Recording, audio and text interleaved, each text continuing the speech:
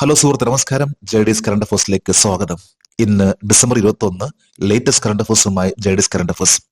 ഒരു news heading ആണ് IFFK 2024 Brazilian film Malu wins Suvarna Chakoram. Feminichi Fathima corner multiple awards.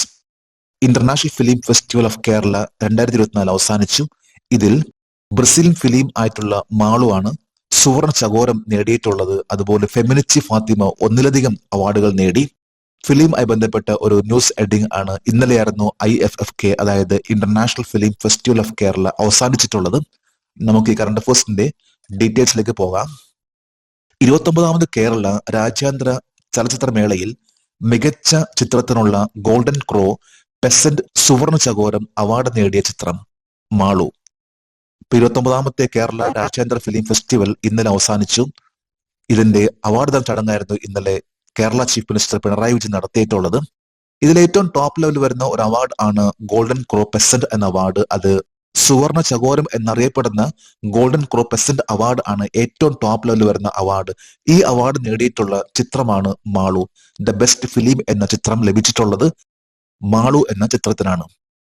29ാമത് Kerala രാജ്യാന്തര ചലച്ചിത്രമേളയിൽ സുവർണ ചകോരം പുരസ്കാരം നേടിയ ബ്രസീലിയൻ ചിത്രം മാളു സംവിധാനം ചെയ്തത് ആരാണ്? Pedro fryer. ഇപ്പൊ ഏറ്റവും ബെസ്റ്റ് ഫിലിം എന്ന അവാർഡ് നേടിയിട്ടുള്ള ചിത്രമാണ്, ഗോൾഡൻ ക്രോ പെസന്റ് അവാർഡ് നേടിയിട്ടുള്ള ചിത്രമാണ് മാളു. മാളു എന്ന ചിത്രം ഇതൊരു ബ്രസീലിയൻ ചിത്രമാണ്. ഈ ചിത്രത്തിന്റെ ഡയറക്ടർ ആണ് പെഡ്രോ ഫ്രയർ. പെഡ്രോ ഫ്രയർ സംവിധാനം ചെയ്ത ബ്രസീൽ ഫിലിം ആയിട്ടുള്ള മാളു ആണ് ഗോൾഡൻ ക്രോ പെസന്റ് എന്ന സുവർണ ചകോരം എന്ന അവാർഡ് നേടിയിട്ടുള്ളത്. കേരളത്തിലെ 29ാമത് അന്താരാഷ്ട്ര ചലച്ചിത്രമേളയിൽ മികച്ച സംവിധായകനുള്ള സിൽവർ ക്രോ പെസന്റ് രജത ചകോരം നേടിയത് ആരാണ്? ഫർഷാദ് ഹാഷിമി. ഇപ്പൊ ഏറ്റവും ബെസ്റ്റ് ഫിലിം എന്ന് പറയുമ്പോൾ മാളു ആണെങ്കിൽ ദ ബെസ്റ്റ് ഡയറക്ടർ എന്ന അവാർഡ്, ആ അവാർഡിന്റെ പേരാണ് silver crow pheasant. Golden crow pheasant the best film, silver crow pheasant ഇത് ബെസ്റ്റ് ഡയറക്ടർ. ബെസ്റ്റ് ഡയറക്ടർ എന്ന അവാർഡ് നേടിയിട്ടുള്ളത് ഫർഷാദ് ഹാഷിമിയാണ്. ഇറാനിയൻ ഫിലിം മേക്കർ ആയിട്ടുള്ള Farshad Hashemi me Maryam, the children and 26 others എന്ന ചിത്രം, ആ ചിത്രം ഡയറക്ട് ചെയ്തിട്ടുള്ള ഫർഷാദ് ഹാഷിമിക്കാണ് 29ാമത്തെ ഇന്റർനാഷണൽ ഫിലിം ഫെസ്റ്റിവൽ ഓഫ് കേരളയിൽ സിൽവർ ക്രോ പെസന്റ് അവാർഡ് ലഭിച്ചിട്ടുള്ളത്. 29ാമത് കേരള രാജ്യാന്തര ചലച്ചിത്രമേളയിൽ ഒരു നവാഗത സംവിധായകന്റെ മികച്ച മലയാള ചിത്രത്തിനുള്ള ഫിപ്രസി അവാർഡ് നേടിയ ചിത്രം വിക്ടോറിയ. ശിവരഞ്ജനി ജെ സംവിധാനം ചെയ്ത വിക്ടോറിയ എന്ന ചിത്രത്തിനാണ് ഇന്റർനാഷണൽ ഫിലിം ഫെസ്റ്റിവൽ ഓഫ് കേരളയിൽ നവാഗത സംവിധായകനുള്ള അവാർഡ് ലഭിച്ചിട്ടുള്ളത്. ഏറ്റവും ടോപ്പ് ലെവൽ വരുന്ന അവാർഡ് ആണ് ഗോൾഡൻ ക്രോ പെസന്റ്. രണ്ടാമത്തെ അതുപോലെ തന്നെ ഡയറക്ടർക്കുള്ള ഏറ്റവും ബെസ്റ്റ് ഏറ്റവും ടോപ്പ് ലെവൽ അവാർഡ് ആണ് സിൽവർ ക്രോ പെസന്റ്. ഒരു ന്യൂസ് ഹെഡിംഗ് ആണത്, എഡ്യൂക്കേഷനുമായി ബന്ധപ്പെട്ട ഒരു ന്യൂസ് ഹെഡിംഗ് ആണത്. Kerala institutional ranking framework announces ranking for 2024. കേരളത്തിലെ ഏറ്റവും ടോപ്പ് ലെവൽ വരുന്ന യൂണിവേഴ്സിറ്റീസ്, കോളേജ് എന്നിവയുടെ ഒരു റാങ്കിംഗ് പ്രഖ്യാപിച്ചു. ഇത് ഒരുപക്ഷെ മറ്റ് സ്റ്റേറ്റ് നോക്കിക്കഴിയുമ്പോൾ ആദ്യത്തെ ഒരു സ്റ്റേറ്റ് ആയിരിക്കാം ഇത്തരത്തിലുള്ള ഒരു റാങ്കിംഗ് പ്രഖ്യാപിക്കുന്നത്. ഏറ്റവും ടോപ്പ് ലെവൽ വരുന്ന കോളേജ്, ഏറ്റവും ടോപ്പ് ലെവൽ വരുന്ന യൂണിവേഴ്സിറ്റീസ് എന്നിവയെല്ലാം. നമുക്ക് കറണ്ട് അഫയേഴ്സിന്റെ ഡീറ്റെയിൽസിലേക്ക് പോകാം. കേരള ഇൻസ്റ്റിറ്റ്യൂഷണൽ റാങ്കിംഗ് ഫ്രെയിംവർക്ക് പ്രകാരം സംസ്ഥാനത്ത് 1ാം റാങ്ക് നേടിയ സർവകലാശാല ഏതാണ്? Cochin university of science and technology. ഏറ്റവും ടോപ്പ് ലെവൽ വന്നിട്ടുള്ള യൂണിവേഴ്സിറ്റി എന്ന് പറയുമ്പോൾ കേരളത്തിലെ അത് കുസാറ്റ് ആണ്, Cochin university of science and technology. ഈ റാങ്കിംഗ് നടത്തിയിട്ടുള്ളത് കേരളത്തിലെ ഇൻസ്റ്റിറ്റ്യൂഷനാണ്. കേരള സർക്കാർ നടത്തിയിട്ടുള്ള ഒന്നാണ് Kerala institutional ranking framework. Kerala institutional ranking framework പ്രകാരം ആർട്സ് ആൻഡ് സയൻസ് കോളേജുകളിൽ 1ാം സ്ഥാനത്തുള്ള കോളേജ് ഏതാണ്? University college Thiruvananthapuram. ഇന്ന് കേരളത്തിലെ ഏറ്റവും ടോപ്പ് ലെവൽ വരുന്ന കോളേജ് എന്ന് പറഞ്ഞാൽ അത് ആർട്സ് ആൻഡ് സയൻസിലാണെങ്കിൽ യൂണിവേഴ്സിറ്റി കോളേജ് തിരുവനന്തപുരമാണ്. 2ാം സ്ഥാനത്താണെങ്കിൽ രാജഗിരി കോളേജ്, ഇത് എറണാകുളത്തുള്ള രാജഗിരി കോളേജ് ആണ്. 3ാം സ്ഥാനത്ത് സെന്റ് തെരേസസ് കോളേജ്. എഞ്ചിനീയറിംഗ് മേഖലയിലാണെങ്കിൽ ഏറ്റവും ടോപ്പ് ലെവൽ വരുന്ന കോളേജ് കേരളത്തിൽ CET ആണ്, അതായത് ട്രിവാൻഡ്രം എഞ്ചിനീയറിംഗ് കോളേജ്. 2ാം സ്ഥാനത്ത് കോളേജ് ഓഫ് എഞ്ചിനീയറിംഗ് തൃശൂർ. 3ാം സ്ഥാനത്ത് TKM കോളേജ് ആണ്. അതുപോലെ തന്നെ B.Ed കോളേജിലാണെങ്കിൽ ഏറ്റവും ടോപ്പ് ലെവൽ വന്നിട്ടുള്ള കോളേജ് ആണ് government college of teachers education കോഴിക്കോടുള്ളതും. 2ാം സ്ഥാനത്ത് ഫറൂഖ് ട്രെയിനിങ് കോളേജ്. കോഴിക്കോട് 2ാം സ്ഥാനത്തും എത്തിയിട്ടുള്ളത്. ഇതേപോലുള്ള ഏറ്റവും ടോപ്പ് ലെവൽ വരുന്ന കോളേജുകൾ ലിസ്റ്റാണ് ഇപ്പോൾ പ്രഖ്യാപിച്ചിട്ടുള്ളത്. ഏതാണ്ട് 449 എഡ്യൂക്കേഷൻ ഇൻസ്റ്റിറ്റ്യൂട്ട്സ് ആണ് ഈ റാങ്കിംഗ് പട്ടികയിൽ എത്തിയിട്ടുള്ളത്. അഗ്രികൾച്ചറുമായി ബന്ധപ്പെട്ട ഒരു കറണ്ട് അഫയേഴ്സ് ആണ്. Government increases MSP of copra for 2025 season to ensure better returns to farmers. കർഷകർക്ക് മികച്ച വരുമാനം ഉറപ്പാക്കുന്നതിന് വേണ്ടിയുള്ള 2025 കൊപ്രയുടെ MSP സർക്കാർ വർദ്ധിപ്പിച്ചു. ഇപ്പൊ MSP എന്നാൽ മിനിമം സപ്പോർട്ട് പ്രൈസ്. ഇത് സർക്കാർ വർദ്ധിപ്പിച്ചു. ഓരോ വർഷം വർദ്ധിപ്പിക്കുന്ന ഒന്നാണ്. ഇപ്പോൾ ലേറ്റസ്റ്റ് ആയിട്ടുള്ള വർധനവാണ് വന്നിട്ടുള്ളത് കൊപ്രയിൽ. നമുക്കതിന്റെ ഡീറ്റെയിൽസിലേക്ക് പോകാം. 2024 ഡിസംബർ 20 സാമ്പത്തിക കാര്യ ക്യാബിനറ്റ് കമ്മിറ്റി പ്രഖ്യാപിച്ച 2025 സീസണിലെ ബോൾ കൊപ്രയുടെ ഏറ്റവും കുറഞ്ഞ താങ്ങുവില എത്രയാണ്? ക്വിന്റലിന് 12,100 രൂപ. ഏറ്റവും ലേറ്റസ്റ്റ് ആയിട്ടുള്ള ഒന്നാണ്. അതായത് cabinet committee on economic affairs പ്രഖ്യാപിച്ചിട്ടുള്ള ഒന്നാണ്. അതായത് ബോൾ കൊപ്രയുടെ താങ്ങുവില 12,100 രൂപ ക്വിന്റലിനാണ്. 2025 സീസണിലെ മില്ലിംഗ് കൊപ്രയ്ക്ക് ഏറ്റവും കുറഞ്ഞ താങ്ങുവില എത്രയാണ്? ക്വിന്റലിന് 11,582. 2 തരം കൊപ്രയാണുള്ളത്. ഒന്ന് ബോൾ കൊപ്രയും മറ്റൊന്ന് മില്ലിംഗ് കൊപ്രയും. ബോൾ കൊപ്രയ്ക്കാണ് ഇപ്പോൾ 12,100 രൂപ താങ്ങുവിലയും, അതുപോലെ തന്നെ മില്ലിംഗ് കൊപ്രയ്ക്കാണെങ്കിൽ 11,582 രൂപയുമാണ്. ഓരോ വർഷം കൂടുന്തോറും ഇതിന്റെ താങ്ങുവില വർദ്ധിപ്പിക്കാറുണ്ട്. അതായത് MSP വർദ്ധിപ്പിക്കാറുണ്ട്. ഈ വർധനവ് നടത്തുന്നത് cabinet committee on economic affairs ആണ്. 2014 സീസണിൽ ബോൾ കൊപ്രയ്ക്കും മില്ലിംഗ് കൊപ്രയ്ക്കും കുറഞ്ഞ താങ്ങുവില എത്രയായിരുന്നു? ബോൾ കൊപ്ര 5,250, മില്ലിംഗ് കൊപ്ര 5,500.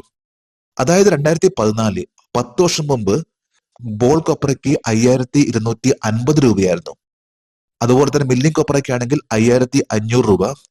ഇതിൽ വന്നിട്ടുള്ള മാറ്റമാണ് 5,250 രൂപയുള്ള ബോൾ കൊപ്രയ്ക്ക് 12,100 രൂപയായിട്ട് മാറുകയും 5,500 രൂപയുള്ള മില്ലിംഗ് കൊപ്രയ്ക്ക് 11,582 രൂപയായിട്ട് മാറുകയും ചെയ്തു. ഏതാണ്ട് ഇരട്ടിയേക്കാൾ വർധനമാണ് ഒരു 10 വർഷം കൊണ്ട് കൊപ്രയിൽ വന്നിട്ടുള്ള മാറ്റം. ഇത് അഗ്രികൾച്ചറുമായി ബന്ധപ്പെട്ട ഒരു കറണ്ട് അഫയേഴ്സ് ആണ്. ഡിഫൻസ് ആയി ബന്ധപ്പെട്ട ഒരു കറണ്ട് അഫയേഴ്സ് ആണ്. ഒരു ന്യൂസ് ഹെഡിംഗ് ആണത്. MOD inks ₹769 crore contract with L&T for K9 Vajra T self-propelled tracked artillery guns. ഇപ്പൊ K9 എന്ന് പറയുന്ന ഒരു ആർട്ടിലറി ഗൺസ്, ഇതിന്റെ ഒരു പുതിയൊരു കോൺട്രാക്ട് ആണ് മിനിസ്ട്രി ഓഫ് ഡിഫൻസും L&Tയും തമ്മിൽ നടത്തിയിട്ടുള്ളത്. നമുക്ക് ഈ കറണ്ട് അഫയേഴ്സിന്റെ ഡീറ്റെയിൽസിലേക്ക് പോകാം. ഇന്ത്യൻ ആർമിക്ക് വേണ്ടി 155 mm 52 calibre K9 Vajra T self propelled track and artillery guns നിർമ്മിക്കാനുള്ള കരാർ ഏത് കമ്പനിക്കാണ് ലഭിച്ചത്? Larsen and ടബ്രോ. L&T എന്ന് പറയുന്ന ഒരു കമ്പനി, അത് ഇന്ത്യയിലെ ഡിഫൻസ് ആയി ബന്ധപ്പെട്ട പ്രൊഡക്ഷൻ നടത്തുന്ന ഒരു കമ്പനിയാണ്. L&Tക്ക് അതുകൂടാണ്ട് തന്നെ ഷിപ്പിംഗ് മേഖലയിലും സിമെന്റ് അതുപോലെ തന്നെ കൺസ്ട്രക്ഷൻ മേഖലയിലും പ്രവർത്തിക്കുന്ന കമ്പനിയാണ് L&T. L&Tയുടെ ലേറ്റസ്റ്റ് ആയിട്ടുള്ള ഒരു കരാർ ആണ് മിനിസ്ട്രി ഓഫ് ഡിഫൻസ് ആയിട്ട് ഇന്ത്യൻ ആർമിക്ക് വേണ്ടി K9 Vajra T self propelled track and artillery guns നിർമ്മിക്കുന്നതിന് വേണ്ടിയുള്ള ഒരു കരാർ. L&Tയും പ്രതിരോധ മന്ത്രാലയവും തമ്മിൽ ഒപ്പുവെച്ച K9 Vajra T self propelled track and artillery തോക്കുകളുടെ ആകെ വില എത്രയാണ്?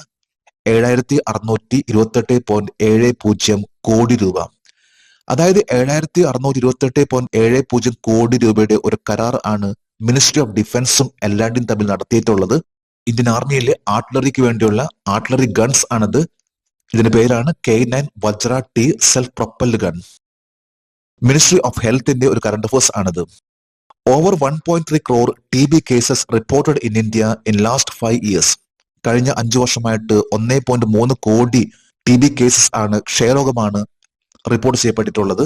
നമുക്ക് കറണ്ട് അഫയേഴ്സിന്റെ ഡീറ്റെയിൽസിലേക്ക് പോകാം. ആരോഗ്യ കുടുംബക്ഷേമ സഹമന്ത്രി അനുപ്രിയ പട്ടേലിന്റെ അഭിപ്രായത്തിൽ കഴിഞ്ഞ 5 വർഷത്തിനിടെ എത്ര ക്ഷയരോഗ TB കേസുകൾ റിപ്പോർട്ട് ചെയ്യപ്പെട്ടു? 1.3 കോടി ക്ഷയരോഗ TB കേസുകൾ. കഴിഞ്ഞ 5 വർഷമായിട്ട് TB കേസുകളുടെ എണ്ണം എന്ന് പറഞ്ഞാൽ 1.3 കോടി ആളുകളുടെ കേസ് ആണ് TB ആയിട്ട്, അതായത് ക്ഷയരോഗമായിട്ട് ബന്ധപ്പെട്ട് റിപ്പോർട്ട് ചെയ്യപ്പെട്ടിട്ടുള്ളത്. 1.3 crore ലാസ്റ്റ് 5 years ആയിട്ട്. ഈ റിപ്പോർട്ട് അവതരിപ്പിച്ചിട്ടുള്ളത് minister of state for health and family welfare അനുപ്രിയയാണ്. ഇപ്പോഴത്തെ ആരോഗ്യ കുടുംബക്ഷേമ സഹമന്ത്രിയാണ് Anupriya Patel. Global TB report 2024 അനുസരിച്ച് 2023 1,00,000 എത്ര ക്ഷയരോഗികൾ മരിച്ചു? 1,00,000 രോഗികൾക്ക് 22. അതായത് 1,00,000 പേഷ്യൻസ്, ഇതിൽ 22 പേരുടെ മരണമാണ് റിപ്പോർട്ട് ചെയ്യപ്പെട്ടിട്ടുള്ളത്. ഈ റിപ്പോർട്ട് 2023 റിപ്പോർട്ട് ആണ്. ഓരോ വർഷം കഴിയുന്തോറും ഇപ്പോൾ ടി ബി പേഷ്യൻസിന്റെ മരണം അത് കുറഞ്ഞു വരികയാണ്. കാരണം അതുപോലെ തന്നെയുള്ള ട്രീറ്റ്മെന്റ് ആണ് നൽകിക്കൊണ്ടിരിക്കുന്നത്. വളരെ സീരിയസ് ആയിട്ടാണ് കേന്ദ്ര ഗവൺമെന്റ് ടി ബി കേസുകൾ അത് എടുക്കുന്നത്. കാരണം ഇന്ത്യയിൽ 2025 കൂടി ടി ബി കേസുകൾ പൂർണ്ണമായിട്ടും ഇല്ലാതാക്കുക എന്നതാണ് കേന്ദ്ര ഗവൺമെന്റിന്റെ ലക്ഷ്യം. ഗ്ലോബൽ ടി ബി റിപ്പോർട്ട് 2024 അനുസരിച്ച് 2023 1,00,000 എത്ര ടി ബി കേസുകൾ റിപ്പോർട്ട് ചെയ്യപ്പെട്ടു? 1,195. 1,00,000 പേരുണ്ടെങ്കിൽ അതിൽ 195 പേർക്ക് ടി ബി ഉണ്ടെന്നും അവർ ആ കേസ് റിപ്പോർട്ട് ചെയ്യുന്നുണ്ട്. അതായത് 195 പേരാണ് ഹോസ്പിറ്റലിൽ പോയിട്ട് ടി ബി സ്ഥിരീകരിക്കുന്നത്. അപ്പോൾ 1,00,000 പേരിൽ 195 പേർക്ക് ടി ബി ഉണ്ടെന്നാണ് കണക്ക്. ഇന്നത്തെ കറണ്ട് അഫേഴ്സിലെ ലാസ്റ്റ് ഹെഡിങ് ആണ്. സ്പോർട്സ് ആയി ബന്ധപ്പെട്ട ഒരു കറണ്ട് അഫേഴ്സ് ആണത്. 38th national games Uttarakhand unveils mascot. 38ാമത് ദേശീയ ഗെയിംസിന് ഉത്തരാഖണ്ഡ് ചിഹ്നം അനാവരണം ചെയ്തു. നമുക്ക് ഈ കറണ്ട് അഫേഴ്സിന്റെ ഡീറ്റെയിൽസിലേക്ക് പോകാം. 2025 ജനുവരി 28 മുതൽ ഫെബ്രുവരി 14 വരെ ഏത് സ്ഥലത്താണ് 38ാമത് ദേശീയ ഗെയിംസ് നടക്കുന്നത്? ഉത്തരാഖണ്ഡ്. 38ാമത് ദേശീയ ഗെയിംസ് നാഷണൽ ഗെയിംസ് വരാൻ പോവുകയാണ്. ഇത് ജനുവരി 28 മുതൽ ഫെബ്രുവരി 14 വരെയാണ്. ഈ പ്രാവശ്യം ഇത് നടക്കാൻ പോകുന്നത് ഉത്തരാഖണ്ഡിലാണ്. 2024 ഡിസംബർ 19 38ാമത് ദേശീയ ഗെയിംസിനായി അനാച്ഛാദനം ചെയ്ത ചിഹ്നത്തിന്റെ പേര് മൗലി. ഉത്തരാഖണ്ഡിലെ ഒരു സംസ്ഥാന പക്ഷിയാണ് മൊണാൽ. മൊണാൽ ആയി ബന്ധപ്പെട്ട ഒരു പേരാണ് മൗലി എന്ന് നൽകിയിട്ടുള്ളത്. 37ാമത് ദേശീയ ഗെയിംസ് ഏത് സ്ഥലത്താണ് നടന്നത്? ഗോവ. ഗോവയിലാണ് 37ാമത് ദേശീയ ഗെയിംസ് നടന്നിട്ടുള്ളത്. ഈ വർഷമാണെങ്കിൽ ഉത്തരാഖണ്ഡിലാണ്. 37ാമത് ദേശീയ ഗെയിംസിൽ ഓവറോൾ ചാമ്പ്യനായ സംസ്ഥാനം മഹാരാഷ്ട്ര. കഴിഞ്ഞ നാഷണൽ ഗെയിംസ് നടന്നിട്ടുള്ളത് ഗോവയിലാണ്. ഈ ഒരു നാഷണൽ ഗെയിംസിലാണ് മഹാരാഷ്ട്ര ഏറ്റവും ടോപ്പ് ലെവലിൽ എത്തിയിട്ടുള്ളത്. അതായത് ഓവറോൾ ചാമ്പ്യൻഷിപ്പ് നേടിയിട്ടുള്ള സംസ്ഥാനം മഹാരാഷ്ട്രയ്ക്ക് 228 മെഡൽസ് ആണ് ലഭിച്ചിട്ടുള്ളത്. അതുപോലെ തന്നെ രാജ ബലേന്ദ്ര സിംഗ് ട്രോഫി നേടിയിട്ടുള്ള സംസ്ഥാനം എന്ന് പറയുമ്പോൾ അത് മഹാരാഷ്ട്രയാണ്. ഇപ്പൊ നമ്മൾ ഇന്ന് ഏറ്റവും ലേറ്റസ്റ്റ് ആയിട്ടുള്ള കറണ്ട് അഫേഴ്സ് ആണെന്ന് ഇവിടെ അപ്ഡേറ്റ് ചെയ്തിട്ടുള്ളത്.